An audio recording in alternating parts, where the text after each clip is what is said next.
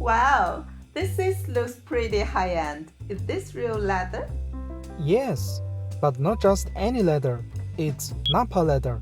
These days, many luxury brands and even Chinese EV makers like NIO, XPeng, and Xiaomi are offering Napa interiors. Nappa?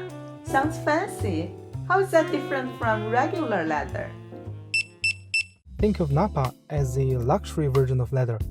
It's always full grain, which means it comes from the top layer of the hide, keeping the natural pores and fibers intact. That's what makes it softer and more breathable than the cheaper corrected green stuff. Okay, but is it all the same? I've heard Nappa in handbags, shoes, and now cars. Right. Lam Napa is super common in handbags. It's incredibly soft, but cars need leather that can survive sunlight, friction, and years of use. That's why Auto Napa is basically the best cowhide you can get. Cowhide is not only tougher, it's also big enough to cover large seat sections without stitching lots of smaller pieces together. That seamless look is a big part of why Napa interiors feel so premium. Got it. So, how do they make it so soft if it's cowhide? It's all about how the hide is tanned. Ordinary leather can be pretty stiff, but Napa leather is treated to stay supple. Traditionally, they used chrome tanning, adding chromium softs during the process, which made the leather both soft and durable. These days, some eco-friendlier methods like synthetic or even silica tanning are being explored. But chrome tanning is still the backbone of Napa. So, this isn't just about surface treatment, it's deep in the leather. Exactly. The softness is locked in from the inside out. That's why even after years of sitting, bending, and stretching, Napa doesn't feel cardboardy. But wait, isn't chrome tanning kind of bad for the environment? Good point. Chrome tanning does use chemicals that can pollute water if the waste isn't treated properly. That's why it's under pressure worldwide. These days, tanners are experimenting with alternatives. Synthetic tanning, which swaps chromium for man-made agents. Vegetable tanning, using natural plant extracts, eco-friendly, but the leather ends up stiffer. And even silica tanning, where they use silicon dioxide. That one's fully biodegradable. So while chrome tanning is still the industry standard, the push for greener method is getting stronger every year. Interesting. So the name Nappa came from this chrome tanning invention, but the industry's still evolving. Right.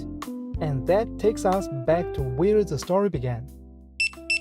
In the 1870s, a German tanner named Emanuel Menes was working in Napa Valley, California.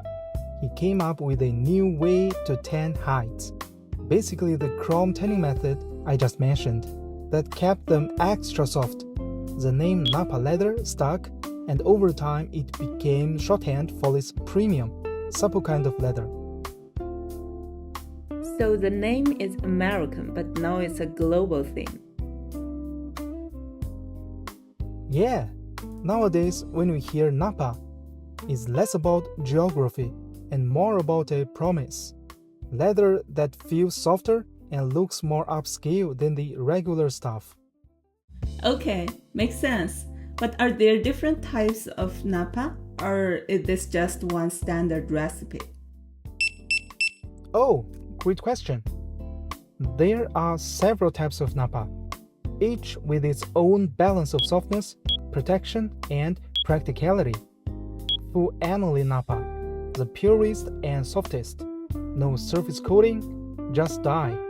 Gorgeous, but it stains if you look at it wrong. Semi-aniline Napa, a thin protective layer on top, still soft and natural looking, but much more resistant to spills and sunlight. This is what most luxury car makers use. Corrected green Napa, slightly sanded and finished for uniformity. Less natural character, but more durable. Nubuck Nappa, buffed to have a velvety nap. It feels amazing, and it's a nightmare for car seats because it absorbs everything. Ah, so the car brands pick the semi-aniline mostly for balance. That's true. It gives that luxury feel without making owners panic every time someone brings a coffee into the car. Okay, but what about the downside overall? It can't all be perfect, right? You're right. Pros first, Nappa looks and feels premium. It's breathable and it ages gracefully if cared for. It also allows large seamless panels in a car interior, which really elevates the design. But the trade-offs? It's expensive. It needs more upkeep than cheaper leathers, and even with protective coatings, it's still more vulnerable to stains and fading than basic automotive hides. So basically, if you want luxury and don't mind some care, Nappa is worth it. If you want pure low maintenance, maybe not. Exactly. Nappa is for people who want their car interior to feel like a tailored suit rather than a raincoat. It's an indulgence, but one that makes every drive feel a little more special. Alright, so Nappa's like the tailored suit of car interiors. Soft, classy, but not for people who spill lattes every morning. Right. If you treat it well, it will reward you every time you open the door. That's why so many luxury brands highlight their Nappa interiors. It's a simple word that instantly signals comfort and prestige. Got it. Next time someone says their car has Nappa, I'll know it's not just leather, it's the leather. And that's a secret. Not all leather is created equal, and Nappa is the one that makes people go, wow! So, what do you think? Want to consider upgrading to the Nappa package? The car, the interior, and the leather. I really like it. But you mentioned full-aniline earlier. Do you guys have any models or maybe an option that use full-aniline? If so, I'd like to take a look and compare. Of course. This way, please. It would be my pleasure to show you.